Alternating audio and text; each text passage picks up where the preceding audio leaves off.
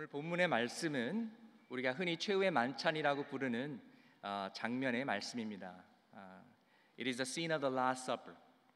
예수님께서 십자가를 지시기 전에 함께 유월절 만찬을 제자들과 나누시는 그런 장면입니다. 유대인의 하루는 해가 지면서 시작하고 해가 지면서 끝나기 때문에 사실은 최후의 만찬과 십자가 사건은 같은 날에 일어나는 것입니다. 바로 그날이 무교절이라고도 하고 유월절이라고도 하는 명절의 첫날 유월절 양을 잡는 날이었습니다.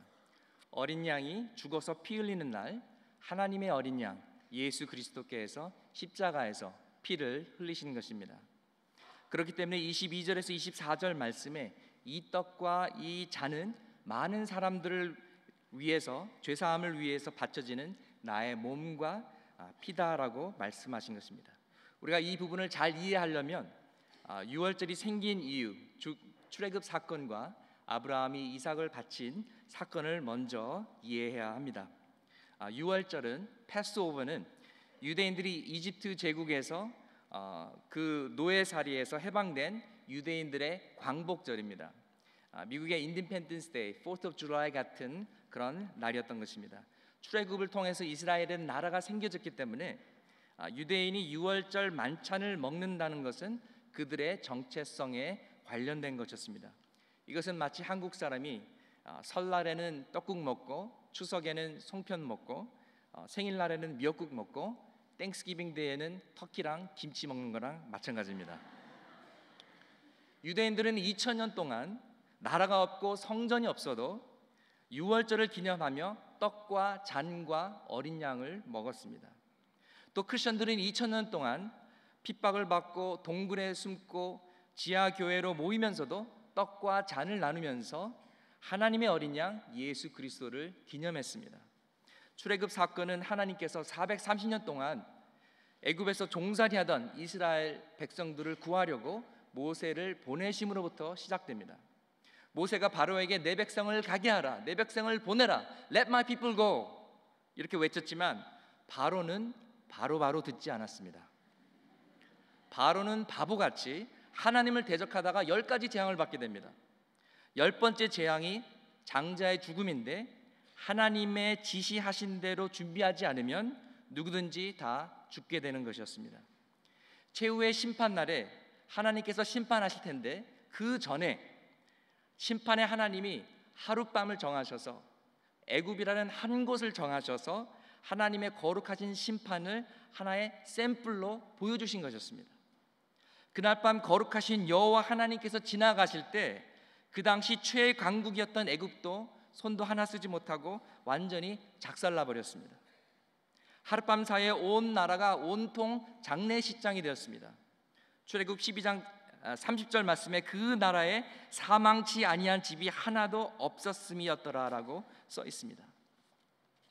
거룩하고 어둠이 하나도 없으신 하나님의 심판대 앞에 감히 누가 설 수 있겠습니까? 누구나 다 죄인이기 때문에 아무도 하나님의 심판을 피할 길이 없는 것입니다. 그런데 놀라운 사실은 첫 번째 유월절 날 밤에 하나님의 심판이 애굽 사람들에게만 임하는 것이 아니라 이스라엘 사람에게도 임하는 것이었습니다.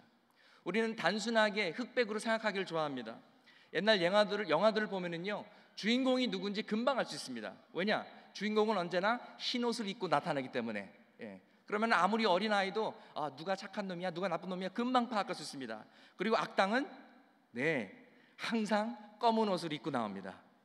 우리가 보기에 노예 생활로 고생한 이스라엘 사람들이 착한 사람들이고 그 사람들을 학대한 애국 사람들이 나쁜 사람처럼 보이는데, 그러나 거룩하신 하나님 눈앞에는 다 죄인이기 때문에, 다 똑같은 죄인이기 때문에 거기서 거기고 50보 100보라는 말입니다. 다만 하나님께서 이스라엘 백성들에게 긍휼을 베푸시고 은혜를 베푸셔서 하나님의 심판을 피할 수 있는 방법을 가르쳐 주신 것 뿐입니다. 자, 그럼 우주에서 가장 두렵고 가장 강력한 하나님의 심판, 하나님의 파워를 과연 누가 막을 수 있을까요? 슈퍼맨? 어메이징 스파이더맨? 마징가 제트? 달려라 달려 로버트 태권브이? 아닙니다. 바로 한 살 된 어린 양입니다. 출애굽 12장에 그렇게 써 있습니다. 아니, 어린 양이라뇨. 호랑이나 사자면 모를까. 요즘 대학교 입학 소식을 기다리는 때이기 때문에 12학년 자녀들을 가신 모든 학부모님들이 기도하시면서 기다리는 줄 압니다. 제 아들도 이제 12학년이 돼서 기도하면서 좋은 소식을 기다리고 있는데요. 대학교마다 보니까 매스카트가 있더라고요. 상징 동물들이 있더라고요. 한국도 고려대 하면 여러분 생각나신 거 있죠? 네, 아남골 호랑이, 용기, 결단, 위엄, 그 지조와 그 기상의 길로 민족의 영원한 동맥이 되겠다는 의지랍니다. 네, 웹사이트에서 읽었습니다. 자, 연세대 하면 무슨 동물이 생각납니까? 예, 독수리, 날카로운 예지, 꿈과 비전을 찾아 비상하라, 뭐 이런 뜻이랍니다. 예, 서울대는 뭘까요? 도서관에서 공부하는 착한 어린이? 예, 잘 모르겠습니다. 건대는 황소, 중대는 용, 동대는 코끼리, 단대는 반달곰. 그런데 어느 한 곳에도 양은 없습니다. 싸나운 호랑이는 있어도 싸나운 양은 없어요. 여러분, 싸나운 양 만나보셨어요? 왜 그렇습니까? 양은 희생제물이고 피해자이기 때문에 그렇습니다. A lamb represents an innocent, helpless victim, a sacrifice, place, and substitution. 어린 양은 죄 없고 순수한 희생제물을 상징합니다. 누구 대신 그 자리에 들어가는 것을 의미합니다. 그래서 첫 유월절 밤에 이스라엘의 모든 장자 대신 어린 양이 죽은 것입니다. 집집마다 나흘 동안 어린 양을 집에서 돌보았기 때문에 그 양을 피부로 느낄 수 있었습니다. 만졌습니다. 또 어린 양의 피를 문설주와 임방에 발랐기 때문에 그 빨간 피를 눈으로 증거했습니다. 그리고 어린 양의 고기를 불에 구워서 빵과 쓴 나물과 같이 씹어 먹었기 때문에 맛으로 체험했습니다. 그리고 장자로 태어난 어른이나 아이나 다 그 죽은 양을 바라보면서 슬프지만 그래도 다행이다, 나 대신 이 어린 양이 죽었기 때문에 다행이다 하면서 안도의 숨을 쉬었습니다. 그 다음날 아침 집집마다 둘 중에 하나였습니다. 죽은 시체가 있든지 아니면 죽은 어린 양이 있었습니다. 죽은 장자 아니면 죽은 양. 아무리 한 살짜리 어린 양이 토실토실하고 귀엽고 귀해도 부모에게 아들을 죽일 것이냐 어린 양을 죽일 것이냐 하면 100번 물어봐도 100번 양을 선택합니다. 이것이 부모의 마음입니다. 출애굽기 13장에 하나님께서 이렇게 말씀하십니다. 이제부터 사람이나 짐승이나 태어나는 장자는 다 내 것이다. 어린 양으로 대속하라. 그리고 내 아들이 이것이 무슨 뜻이냐고 물어보거든 이렇게 대답하라. 우리 출애굽기 13장 15절 말씀 같이 한번 읽어보시겠습니다. 그때 바로가 강팍하여 우리를 보내지 아니하매 여호와께서 애굽 나라 가운데 처음 낳은 것을 사람의 장자로부터 생축에 처음 낳은 것까지 다 죽이신 거로 초태생의 수컷은 다 여호와께 희생으로 드리고 우리 장자는 다 대속하나니. 처음 유월절 밤처럼 우리의 죄 때문에 우리 대신 모든 장자가 죽게 되었는데 그것을 어린 양으로 대신하여 대속하라는 그런 말씀입니다. 어린 양 아니면 장자, 둘 중에 하나를 택하라는 말입니다. 그런데 왜 하필 장자가 심판을 받아야 됩니까? 네, 저도 장자인데 가장 먼저 태어난 게 죄입니까? 장자는 그 가정에서 그 가문에서 가장 중요한 사람이었습니다. 그 가문은 그 장자를 통해서 대를 이어가야 했기 때문에 장자는 그 가문의 미래와 소망을 상징했습니다. 또 장자는 그 가문의 그 가족의 대표입니다. 지금 우리가 살고 있는 시대는 아주 개인적인 현대 사회이기 때문에 이 컨셉이 좀 생소할 수가 있습니다. 특별히 미국은 가족보다 개인의 프라이버시와 인권을 더 중요시하기 때문에 우리에게는 잘 느낌이 안 올 수도 있습니다. 그리고 가족이라도 무슨 메디컬 레코드라든지 퍼스널 파이낸셜 레코드라든지 이런 개인적인 정보는 터치를 못합니다. 그러나 인류 역사 속의 대부분의 문화들은 그러지 않았습니다. 개인이 아닌 공동체를 더 중요시 여겼습니다. 개인의 성공이 아닌 가족의 성공, 가문의 성공을 추구했습니다. 그래서 가족 한 사람이 잘 되면은 온 가문이 기뻐하고 말 그대로 가문의 영광이었습니다. 반대로 한 사람이 잘못하면은 온 가문이 수치심을 느꼈습니다. 특별히 장자는 가문의 대표로서 장자가 잘하면 온 가문이 잘 됐고 장자가 실패하면 온 가문이 망했습니다. 그래서 아담은 온 인류의 장자입니다. 인류의 대표로서 죄를 범했습니다. 그래서 온 인류의 가문이 망하게 된 것입니다. 그러나 하나님께서 예수 그리스도를 이 세상의 두 번째 아담으로 보내셨습니다. 할렐루야. 그래서 인류의 참된 장자가 되게 하셨습니다. 장자가 잘 되면 온 가문이 살아나듯이 예수 그리스도 안에서 온 인류가 구원과 은혜와 축복을 누릴 수 있게 된 것입니다. 할렐루야. 아멘. 장자가 이렇게 중요한 것입니다. 장자를 하나님께 바치라는 것은 죄값을 지불하라는 것입니다. 장자의 죄만입니까? 아닙니다. 그 가문의 대표이기 때문에 그 가문의 모든 죄를 대표하는 것입니다. 아브라함은 이 사실을 알고 있었습니다. 하나님께서 아브라함에게 내 아들, 내가 사랑하는 아들, 하나밖에 없는 아들을 내게 바쳐라 말씀하셨을 때, 나의 죄 때문에 이제 내 아들이 죽어야 되는구나. 이것 때문에 아브라함은 괴로웠습니다.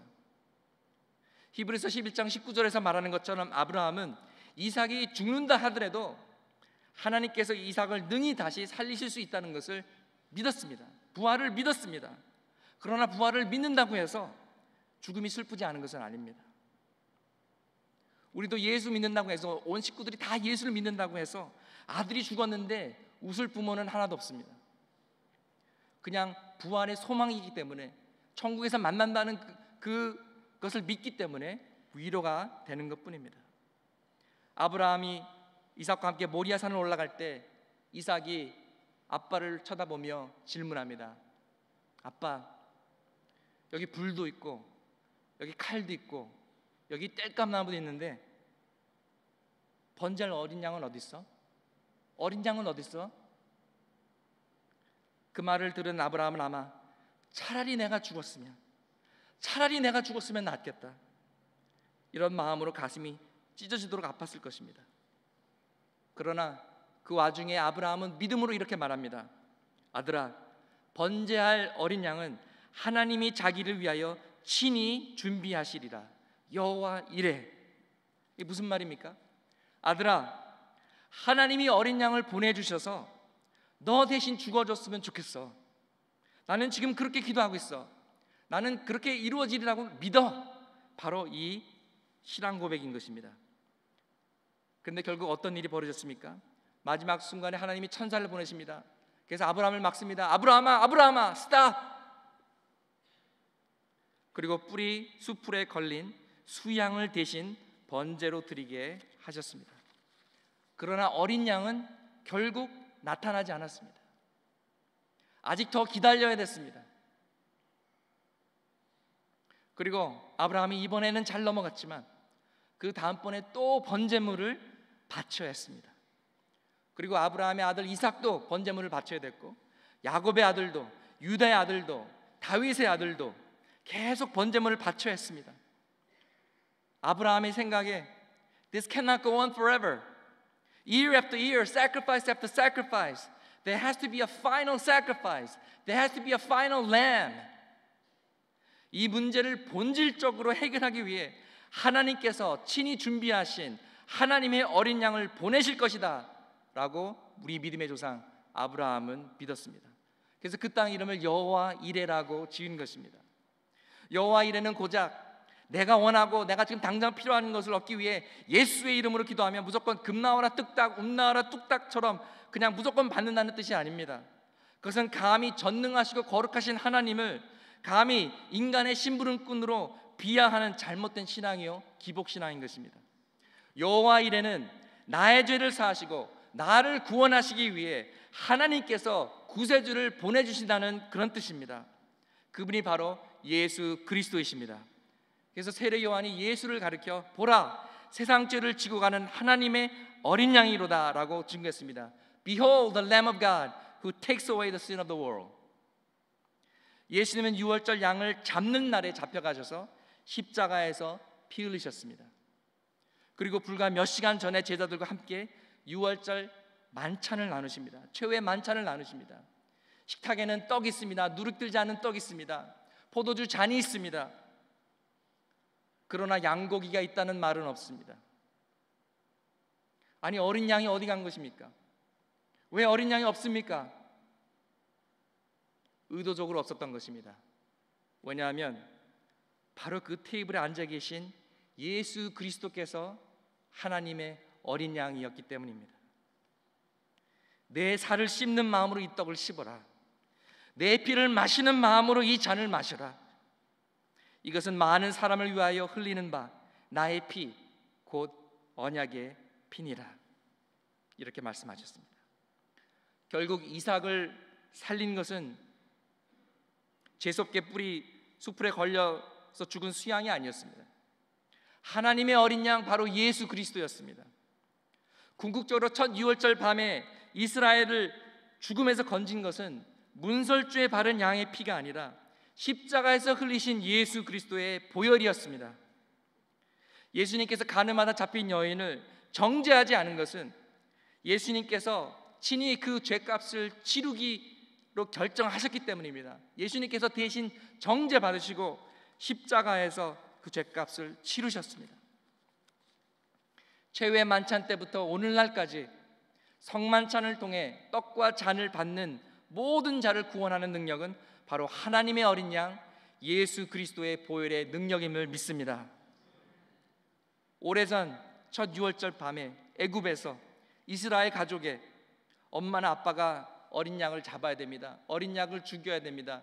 저같이 피만 보면 기절하는 사람은 아마 힘들었을 거예요. 칼을 들고 덜덜덜 떨었을 거예요. 내가 어떻게 죽이지? 그래도 죽여야 됩니다. 죽이지 않으면 죽습니다.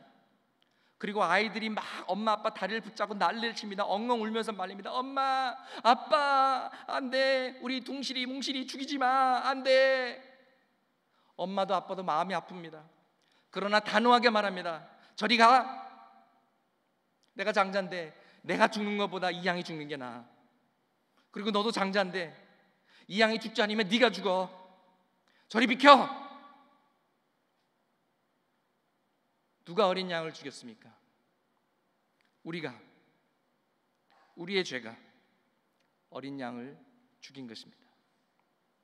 저와 함께 잠깐 한번 상상해 보시기 바랍니다. Use your imagination. 화성에서 UFO를 타고 우주인이 얼바인에 왔습니다.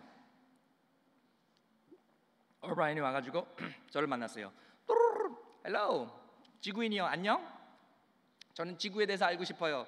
지구를 소개해 주세요. 지구를 가르쳐 주세요. 그래서 어쩔 수 없이 제가 졸지에 투어 가이드가 돼가지고 관광 코스를 쭉 돌게 합니다.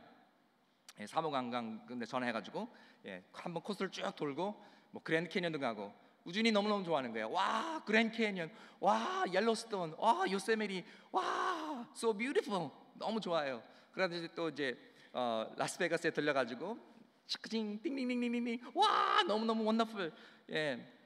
너무 좋아하는 거예요. 제가 갔다는 게 아니라. 우진이 또 다시 물어봅니다. 와, 지구는 정말 아름다운 곳이군요. 그리고 지구인들은 무엇을 했나요? 무슨 예술 작품이라도 만들었나요? 그래서 락마도 데려가고 박물관에 가서 미술 그림도 보여주고 최신 전자제품도 보여주고 삼성 갤럭시 노트도 보여줍니다. 와, 이어폰도 이제 그 큰 귀에다가 이제 꼽아 주니까 막 음악이 나와요. 오빠 강남스타일. 와, 우진이 너무 좋아하는 그 모습을 보니까 덩달아 신나가지고 이렇게 얘기합니다. 아유, 그건 아무것도 아니에요. 지구에 하나님도 오셨어요. 갑자기 우진의 눈이 동그래집니다. No way, really? 정말? 천지를 지으신 하나님 여호와 하나님께서 이 땅에 오셨단 말이에요? 그럼요. 정말요? 오, 와우. 그러면서 어떻게 했어요? 그랜드 캐니언에 모시고 갔어요? 크루즈 여행 갔어요? 최고의 레스토랑만 맛있는 맛집만 다녔어요? 5스타 호텔에 모셨어요? 어떻게 해요? 궁금해요. 말해주세요. 망취한 못으로 죽였어요.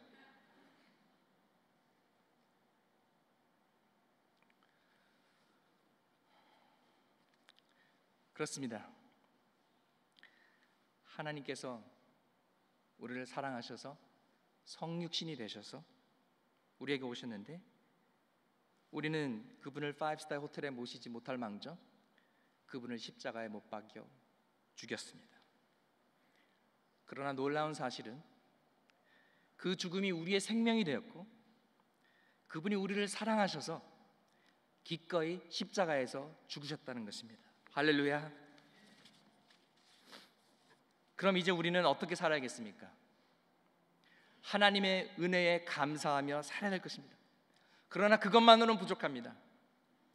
고린도후서 5장 15절 말씀 이렇게 말하고 있습니다. 우리 다 같이 읽으시겠습니다.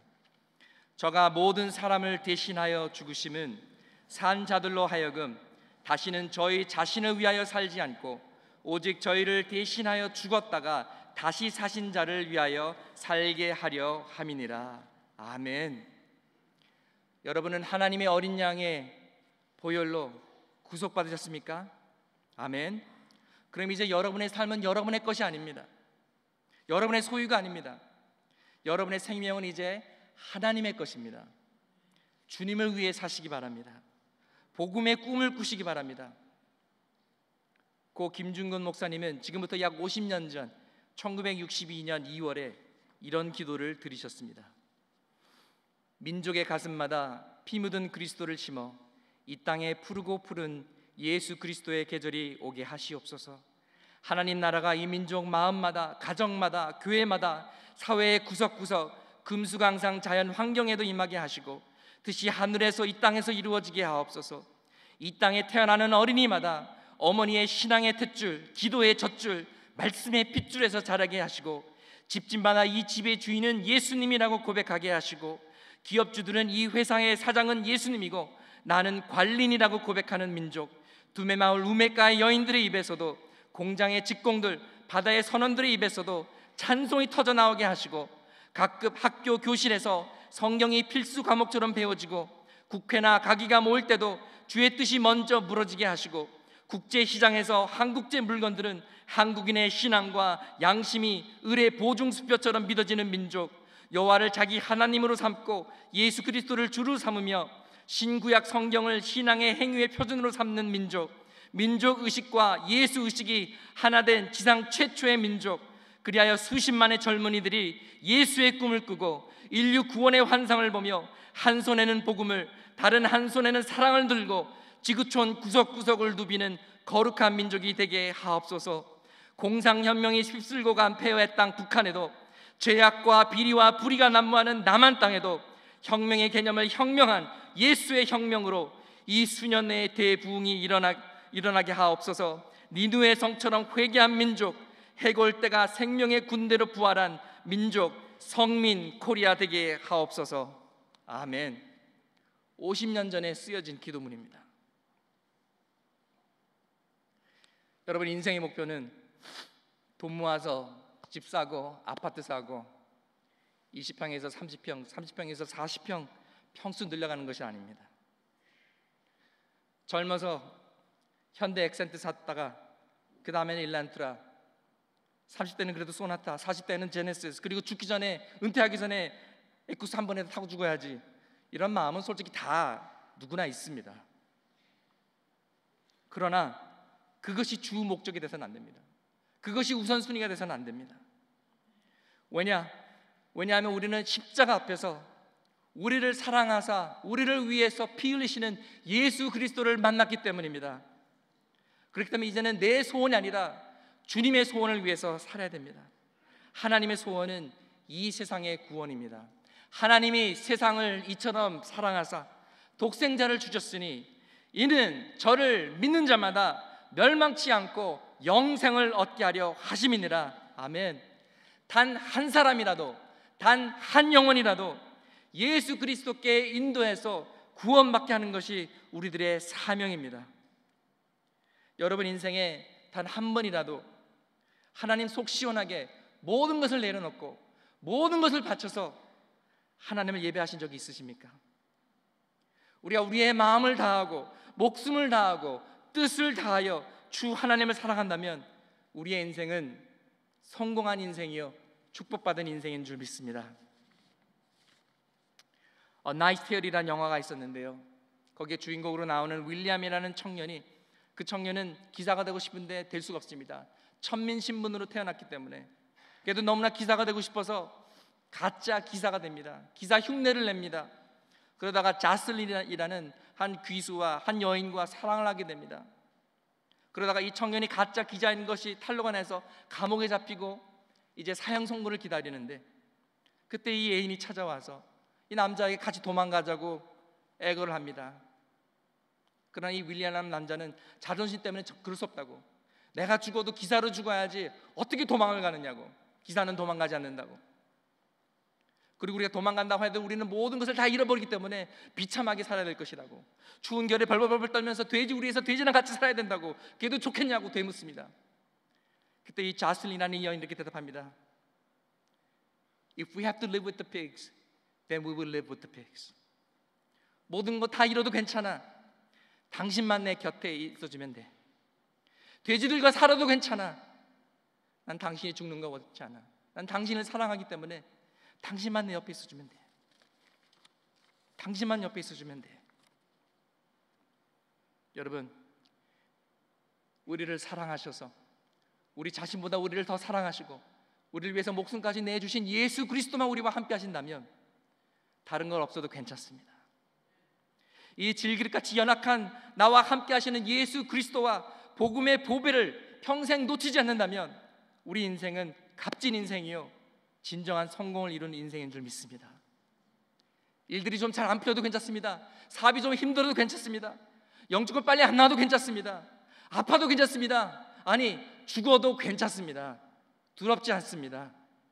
내가 오래 살던 짧게 살던, 내가 미국에 살던 한국에서 살던, 아니면 땅 끝에서 선교하면서 살던, 내가 조금 남보다 많아서 누리며 편하게 살던, 아니면 항상 부족하게 빠듯하게 어렵게 살던, 오직 나를 위해 피 흘리신 예수 그리스도와 십자가의 복음을 위하여 살 수만 있다면 할렐루야, That's all I want.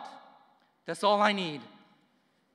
이제는 내가 사는 것이 그리스도니 죽는 것도 유익함이니라. 아멘.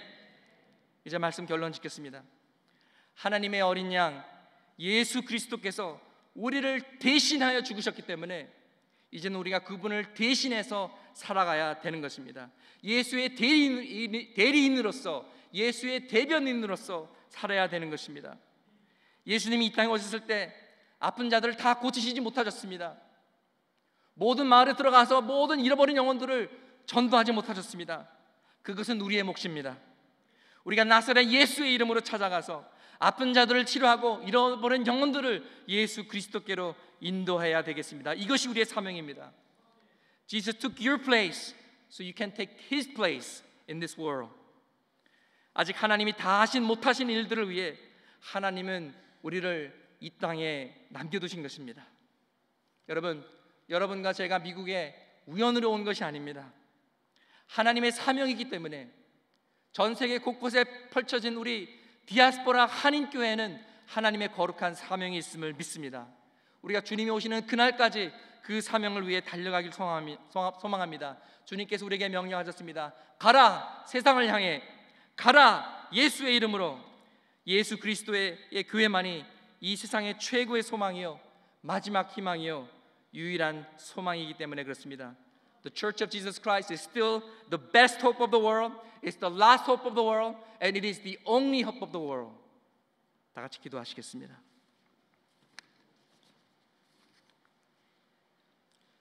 그렇습니다. 주님만이 우리들의 구원이요, 우리들의 소망입니다.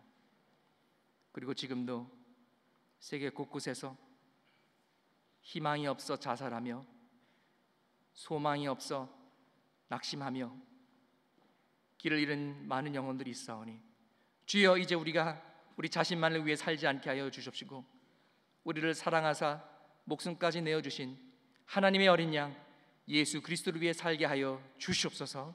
예수님의 이름으로 기도합니다. 아멘.